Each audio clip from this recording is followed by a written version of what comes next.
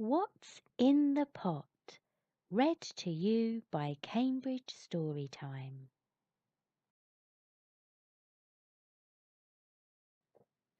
"What's for supper?" asked Sam. "It's a surprise," said Mama, putting a big pot on the stove. She added a jug of water. Sam was worried. "Are we having water for supper?" he wailed. "It's a surprise.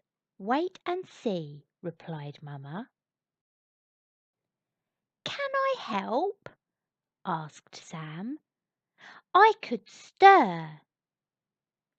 "You are still a bit short," said Mama. "The pot might fall over, but you can help me by fetching things."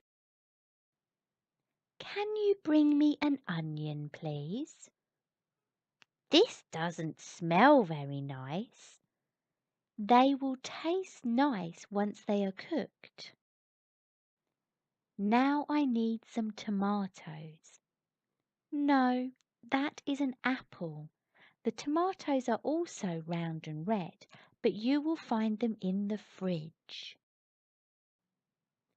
"Can you bring me potatoes? They are round and brown." "Is supper ready yet?" "If you are hungry, you can eat the apple while you wait." "What about these?" "No, we won't need biscuits. We can save those for after supper." "What's in the pot?" "It's a surprise. Wait and see." "What about this?" "That is a watermelon. It will be too big for the pot." "See if you can find some spinach. It is also green." "Please get some bread." "No, it won't go into the pot, but on the table."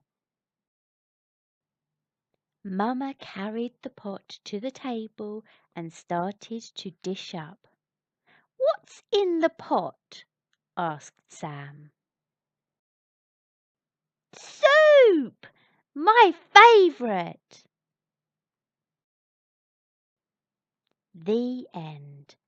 This story was read to you by Cambridge Storytime.